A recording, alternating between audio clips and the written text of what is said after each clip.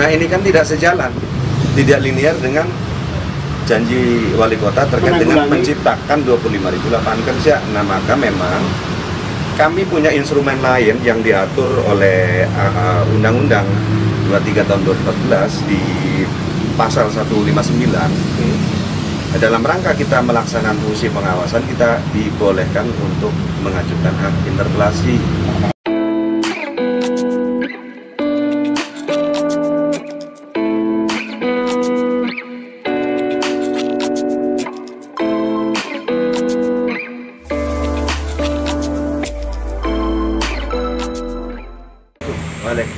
Sehat, Kang? Alhamdulillah. Setiap hari kayaknya sibuk terus. Jadi sampai podcast ini malam-malam kita lakukan. Ya, biasa. Kemana aja kan kesibukannya? Yang sehari-hari aktif di kantor, sebagian waktu yang lain menerima tamu, keluar masyarakat, sebagian yang lain itu menyelesaikan tugas-tugas yang kadang-kadang tertunda. Oh, Ya. boleh sibuk ke masyarakat. Ya. Menerima keluhan masyarakat. Keluhan apa sih yang paling dominan biasanya muncul belakangan ini? Iya, keluhan yang paling dominan, artinya terutama selama saya menjabat, itu adalah persoalan yang paling penting adalah persoalan masalah kesejahteraan. Kesejahteraan, oke. Baik itu masalah kesempatan masyarakat untuk memperoleh pekerjaan, termasuk kesempatan masyarakat untuk mendapat pelayanan dari pemerintah daerah. Karena memang Komisi 2 itu salah satunya. Kebetulan memang Komisi 2 membidangi masalah Kesra. Oke. Ini Bang Irfan. Jadi Kesra diantaranya masalah terutama sekali masalah-masalah pelayanan dasar. Jadi ada masalah kesehatan di kita, masalah sosial, ada dinas sosial ada di kita. Kemudian ada juga masalah ketenaga kerjaan, ada juga masalah pendidikan, persoalan kepemudaan dan olahraga ada di kita, termasuk perlindungan anak dan pemberdayaan perempuan juga ada di Komisi 2. Nah, kalau soal ketenaga kerjaan, belakangan ini kan kita sedang ramai oleh putusan MK soal undang-undang cipta kerja. Iya, iya. Lalu kalau kita tarik ke daerah, efeknya apa? Ya memang konsekuensi daripada kehidupan kita berbangsa dan bernegara, karena kita tetap hidup dalam bingkai negara kesatuan Republik Indonesia, tentu ada aturan-aturan yang membatasi daerah. Oke. Salah satunya daerah diatur oleh Undang-Undang 23 tahun 2014 tentang pemerintahan daerah. Ini banyak batasan-batasan yang tentu harus tinggal bagaimana daerah mengoptimalkan kewenangan-kewenangan yang diberikan oleh pemerintah pusat. Jadi kalaupun misalkan kemarin ada demo buruh yang sedemikian masif, tetap pada ini dibatasi oleh aturan yang keluar dari pusat. Ada aturan yang memang membatasi itu. Tetapi kemudian kami juga memaklumi ketika teman-teman buruh, karena kondisi saat ini, terutama di tengah situasi pandemi ini, memang agak repot sekali. Betul, betul. Bagaimana urusan perekonomian kita yang memang mengalami banyak kesulitan, mengalami penurunan, sehingga daya beli masyarakat juga menentukan. Nah, ditambah beberapa minggu ini saya mendapat banyak keluhan, terutama dari ibu-ibu, berkaitan dengan naiknya beberapa kebutuhan barang pokok dan juga bahan pokok pada kenaikan. Yang pada akhirnya Dan itu mempengaruhi persoalan dari pendapatan buruh itu. Sehingga wajar kalau buruh menuntut naik. Itu kita maklumi, kita anggap wajar. Nah, kalau misalkan pada akhirnya daerah tidak bisa melakukan apa-apa, sebetulnya bisa, tanpa kita tentu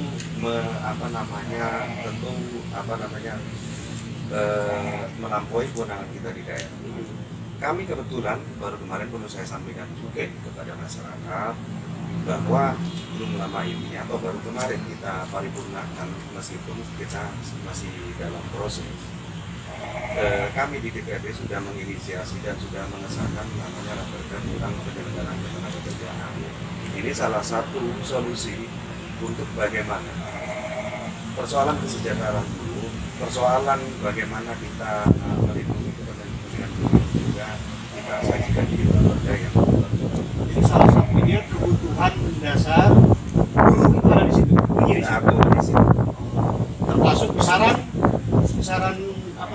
upah mereka. Berdasarkan upah tetap bergantung UMK, tetapi kita ada instrumen lain yang mengatur persoalan tunjangan. Itu akan berlaku berarti efektifnya tahun depan. Ya kita perkirakan tahun depan. Kalau Setelah khususnya mendapat pengesahan dari pemerintah pusat. tadi di dinas sosial ya. Ya. Saya kalau dengar sosial itu apa ya? Agak ke medsos kalau pikiran saya itu. Sosial itu kan medsos ya. Sekarang kami juga ngomong soal medsos itu yang orang nyanyi soal KCS itu. Oh iya. Nah, Pak Patromi menanggapinya seperti apa kalau ada fenomena itu? Ya, saya kira begini. Ketika masyarakat menagih dalam hal janji politik kepala daerah itu wajar saja. Karena memang ada sesuatu yang pernah dijanjikan pada saat calon kepala daerah itu berkontestasi di pilkada. Nah, sehingga kemudian ketika siapapun yang terpilih pasti masyarakat, terutama sekali masyarakat yang pada saat itu mungkin sebagai pemilih pasti akan menanyakan terkait komitmen daripada janji yang pernah diberikan. Nah, memang akhir-akhir ini kami mendapat banyak keluhan kaitan dengan realisasinya. Dari sekian janji politik itu ada beberapa hal yang menurut masyarakat ini belum realisasi secara signifikan di masyarakat. Sebut saja soal bantuan UMKM nih yang akhirnya menjadi problematika di masyarakat, menjadi persoalan baru, yaitu masyarakat menurut perspektif masyarakat pada saat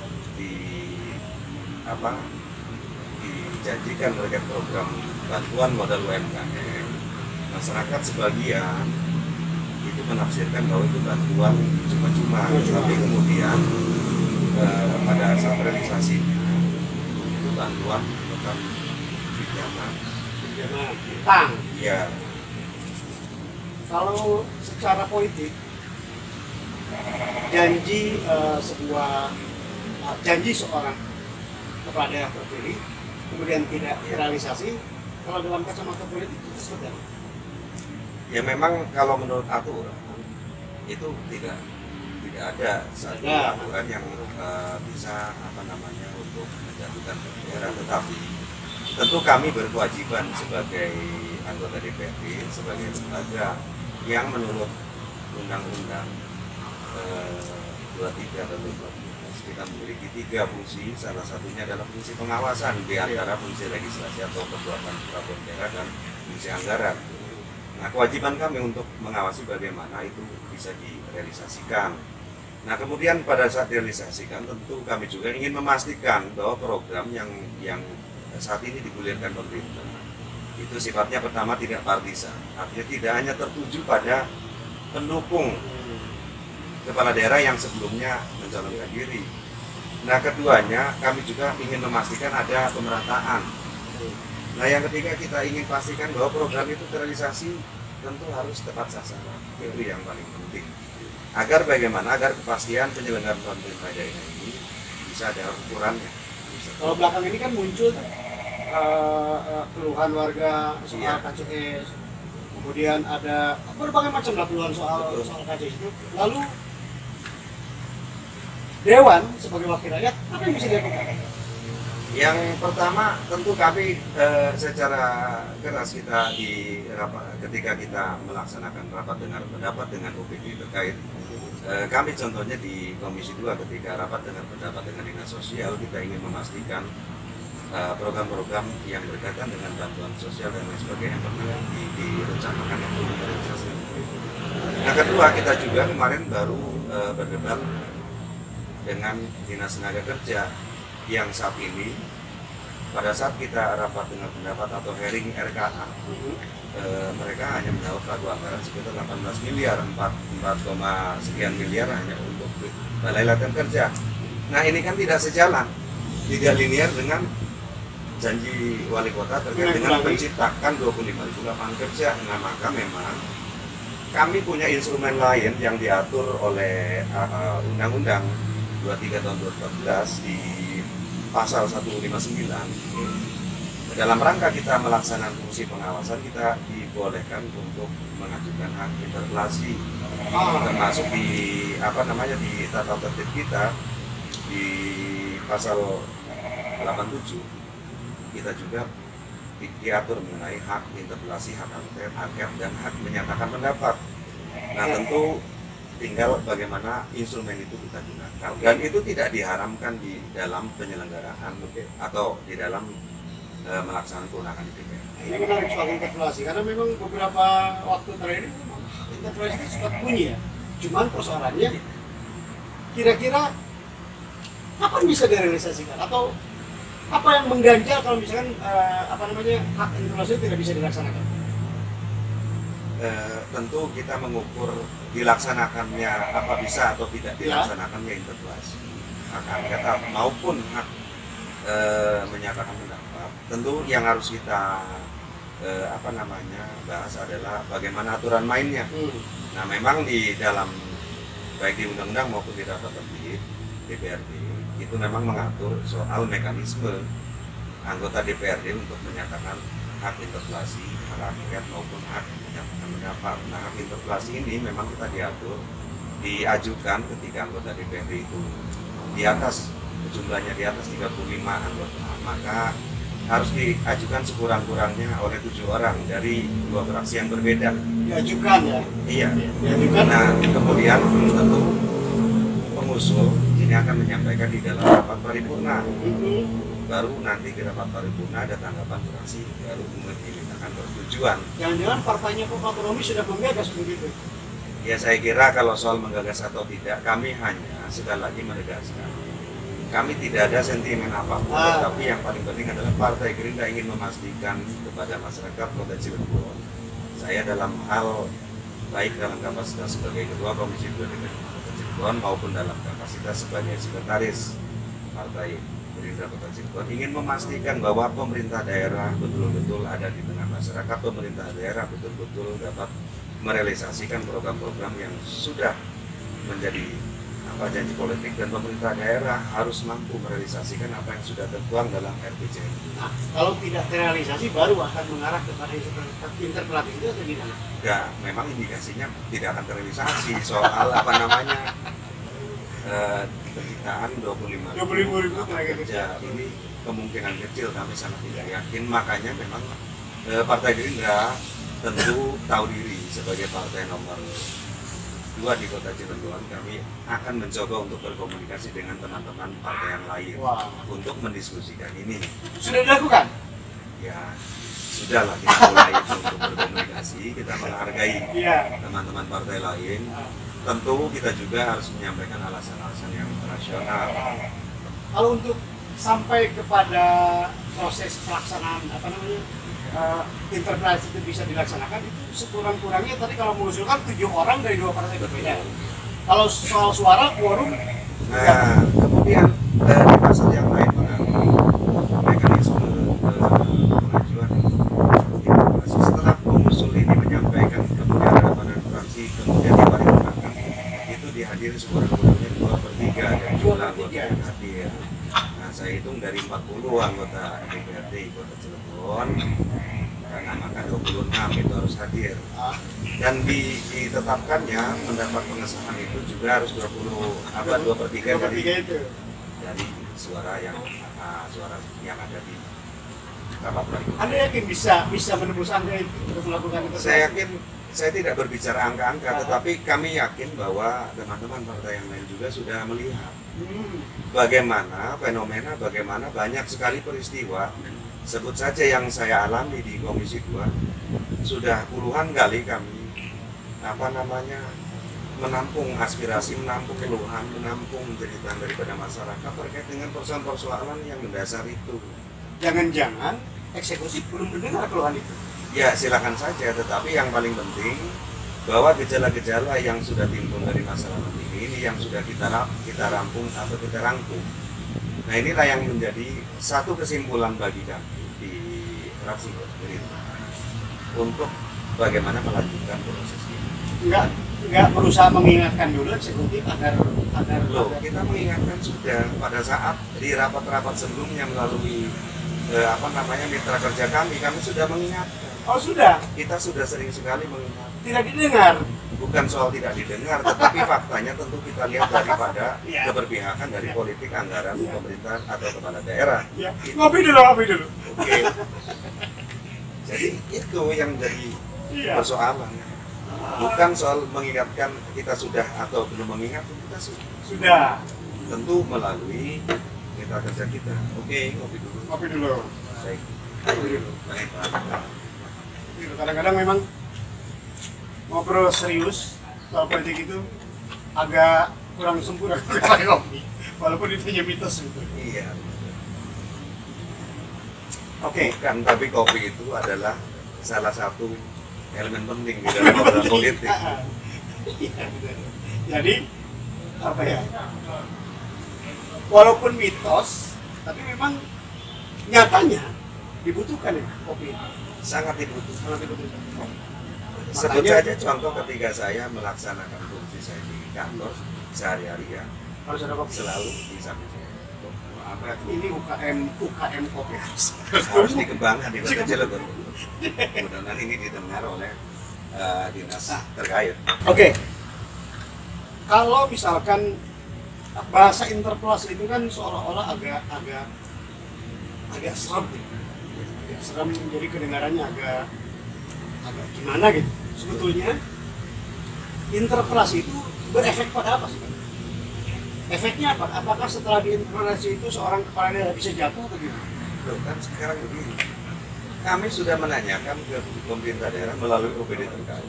Contoh kita tanyakan ke dinas tenaga kerja, kenapa anggaran Anda? Karena kita diberi batu anggarannya terbatas. Nah sementara 4,5 miliar contohnya 4,5 atau 4,6 miliar untuk balai latihan kerja, apakah itu cukup untuk mengadakan program pelatihan secara maksimal yang bisa menampung tingginya tingkat pengalaman terbuka di Kota Cilegon?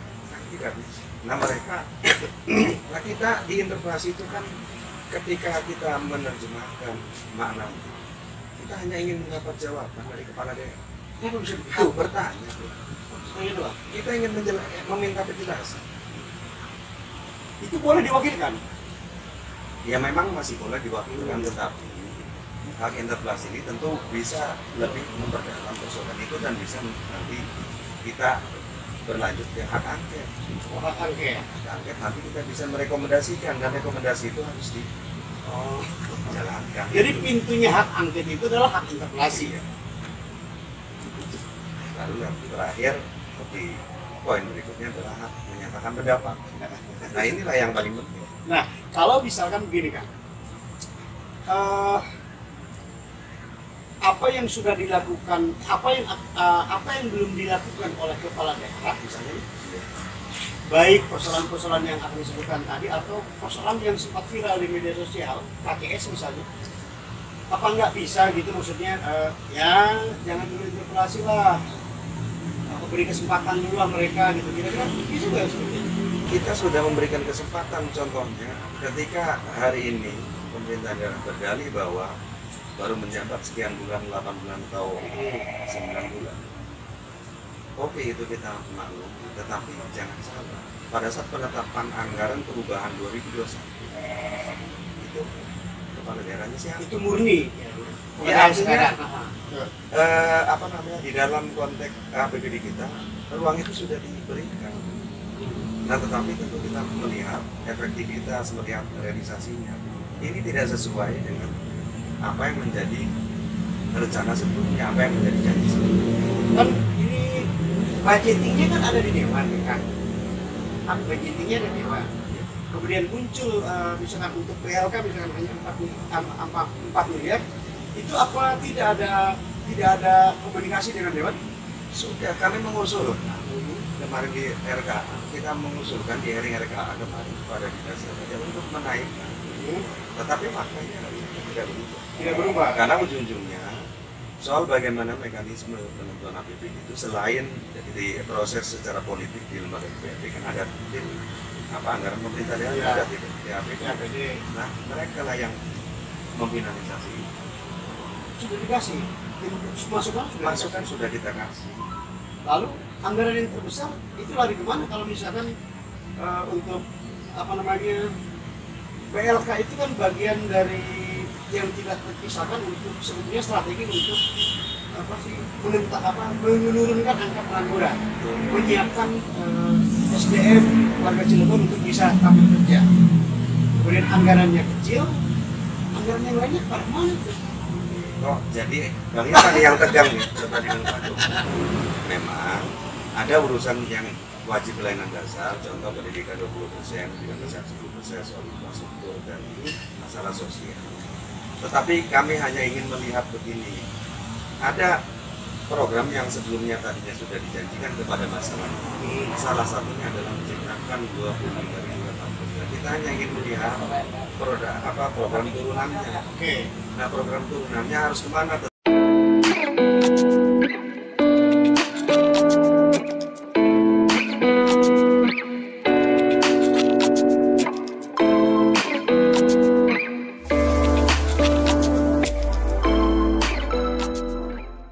Kalau melihat fenomena yang sekarang memang ada beberapa waktu lalu video-video yang bukan masyarakat terhadap KJS ini memang makin belakang, makin masif. Saya kemudian bertanya, apakah memang itu ada yang menggerakkannya? Jangan-jangan partainya Kang Fatur yang menggerakkan orang untuk mengangkat itu? Ya, silakan dilihat saja jejaknya. Jadi saya dalam kapasitas sebagai salah satu pimpinan Partai Komunis Kota Cilegon tidak pernah berniat pun tidak bahwa kemudian gerakan-gerakan masyarakat yang kami tampung itu kami juga bahkan ada banyak yang tidak pernah nggak tahu sama sekali, tidak terhubung secara politik, tidak terafiliasi secara politik, dan bukan dari kebanyakan juga bukan dari dapil saja. Kalau saya mau cuek persoalan itu, maka bisa saja sebetulnya. Tapi bahwa banyak orang yang mengeluh. Dan ada satu fakta otentik yang Bang Irfan juga perlu pahami. Logikanya sederhana. Kalau mereka datang ke kantor kami sudah bawa kartunya, berarti kan mereka terafiliasi kemana secara politik? Karena kami tidak pernah mengeluarkan KJS, Bang. Karena yang keluar itu adalah ya artinya itu siapa yang mengeluarkan kan? Nah itu. Jadi mereka membawa kartu KJS, pernah membawa ke kami. Ya tentu kami tanggapi sebagai wakil rakyat dari dapil manapun, sepanjang itu masyarakat Kota Cilegon pasti kita layani, kita tanggapi. Konstituennya. Iya, karena kita berbicara setelah menjabat tentu kita berbicara masyarakat Kota Cilegon. Ini masuk akal memang. Jadi warga yang datang membawa kartu itu konstituen siapa gitu ya? Nah sehingga ketika memang kami dicurigai, ya kami tidak pernah membagikan kartu apapun pada saat itu. Iya. Kopi dulu. Dewan ini memberikan mensupport gitu loh. Mereka sedang berusaha akan mengentaskan angka pengangguran, gitu ya. Ya jangan dulu diajar dong, didorong dulu, dibantu dulu gitu. Nggak langsung interpelasi itu. Jadi dikasih dorongan dulu gitu. Gimana? Justru ini bentuk dorongan kan melakukan pengawasan, tetapi kalau Bang Irfan tadi menyinggung persoalan bagaimana kita membantu mereka, membantu eksekutif atau membantu gitu ya. Seperti tadi yang di awal saya sampaikan, kami di Komisi 2 menginisiasi pada saat 2021 ini, alhamdulillah masuk di dalam prolegnas sehingga kemarin di Pansus kita selesaikan. Kebetulan saya masuk ke Pansus Rapor Angkatan Negara. Itulah bentuk bantuan kami. Jadi itu proses percepatan bagaimana pemerintah daerah, khususnya Dinas Tenaga Kerja, kita perkuat perannya di dalam Raperda itu. Karena itu tugasnya Dewan di situ. Di fungsi legislasinya kita membantu pemerintah. Persoalan praktek seperti apa itu bukan urusan kita. Persoalan prakteknya ini tinggal soal kesungguhan. Lalu bagaimana Kang Fatur menilai soal kesungguhan daripada yang kita masih mulai ini belum maksimal. Kita masih setengah-setengah. Iya. Karena dilihat dari politik anggarannya sekali lagi salah satunya. Oke. Politik anggaran memang tidak mengarah ke sana. Loh, gini, ketika kita berbicara pengentasan pengangguran, ketika kita bicara merealisasikan 25.000 lapangan kerja, maka langkah awal apa yang harus dilakukan? Selain bagaimana kita berkomunikasi atau pemerintah daerah berkomunikasi dengan industri yang ada di Kota Cilegon, untuk bagaimana perencanaan tenaga kerja mereka dilaporkan ke Disnaker, itu kita atur di Raperda.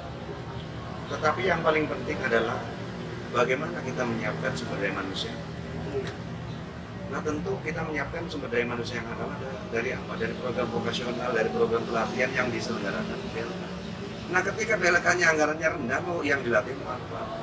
Jumlahnya mau, artinya secara kualitas akan terbatas, secara kuantitas juga terbatas. Itu logika sederhana. Dengan anggaran yang besar aja belum tentu cover semua, apalagi dengan anggaran yang sedikit, kira gitu. Sederhana sekali. Kita menilai. Pak Romi menyampaikan begitu tegas, lugas, dan keras menurut saya soal apa namanya itu. Mungkin orang akan menilai ini ya. Oke. Orang mungkin akan menilai Pak Romi kan memang di luar koalisi, sehingga wajar kalau berbicara keras. Kan biasanya orang-orang netizen berbicara seperti itu. Bagaimana Kang Fatur menanggapi hal itu? Jadi ketika masyarakat sebagian menanggapi persoalan mengaitkan dengan persoalan Partai Gerindra dan juga pemerintah, itu sah-sah saja dalam ranah kita hidup berdemokrasi. Tetapi yang paling penting saya secara pribadi, Partai Gerindra memberi kebebasan kepada kami di fraksi. Meskipun sekali lagi kalau berbicara sikap saya, sikap fraksi kami, itu tidak hanya di tahun-tahun sebelumnya, pada saat kepala daerah sebelumnya pun kita cukup kritis. Apa mungkin kalau misalkan kepala daerahnya dari Gerindra, Anda juga akan saya lakukan. tetap? Artinya justru itu malah harus lebih keras. Lebih enak pukulnya gitu ya? Iya, karena kita begini. Karena Partai Gerindra memiliki tradisi bahwa ketika apapun yang kita pernah janjikan kepada masyarakat itu jangan sampai tidak kita realisasikan, karena ini akan menjadi catatan. Yang terkena efek adalah selain pribadi adalah partai politik. Nah maka kami siapapun kepala daerahnya ini perlu. Karena apa? Bayangkan Bang Irfan ketika kita berbicara masalah tingginya angka pengangguran di Kota Cilegon, ada 12,69 yang menurut kemarin dari Disnaker katanya sih ada penurunan, grafiknya sedikit menurun. Artinya 12,69% ini bukan angka yang kecil. Kita nomor 2 di Provinsi Banten. Nah kemudian apa kita tidak miris ketika berbicara Kota Cilegon yang memang berbasis kota industri. Nah maka memang wajar dong ketika kami di lembaga DPRD dalam rangka melaksanakan fungsi pengawasan kami harus bersikap terhadap pemerintah daerah. Kemudian kalau kita tidak bersikap, kerja kita apa? Kan itu. Sebetulnya betul. Artinya sebetulnya kami di dalam terutama hampir 2,5 tahun saya menjabat sebagai ketua komisi 2. Ini adalah bentuk keprihatinan kan. Ini hanya sebuah rangkuman dari rangkaian yang pernah kita hadapi. Banyak sekali keluhan masyarakat. Saya minta bocorannya dong. Iya. Sudah ke partai mana aja melakukan komunikasi interpelasi? Wah kalau itu saya kira bukan rahasia, nanti lah kita obrolkan lagi. Karena begini, tentu kami juga menghargai teman-teman partai yang lain. Kami ingin komunikasi ini itu kita publikasi setelah betul-betul kami solid. Tapi prosesnya sudah dilakukan ya? Proses kita lakukan. Baik Pak Fatur Romi, masih dengan Pak Fatur Romi gitu ya, Ketua Komisi 2 DPRD Kota Cilegon dari fraksi Partai Gerindra. Tadi kita sudah sedikit kupas soal kemungkinan muncul interpelasi yang itu merupakan efek dari munculnya berbagai persoalan ke permukaan. Ya. Oke. Terima kasih Kang Fatur. Mudah-mudahan sukses semuanya. Amin. Menjadi wakil rakyat yang memang sangat dibanggakan rakyat dan bisa mewakili suara rakyat di Kota Cilegon. Tapi jangan lupa soal interpelasi tadi. Guys, itu obrolan kita dengan Pak Fatur Romi, Ketua Komisi 2 DPRD Kota Cilegon. Lain kali kita akan ketemu di season berikutnya. Terima kasih. Assalamualaikum warahmatullahi wabarakatuh.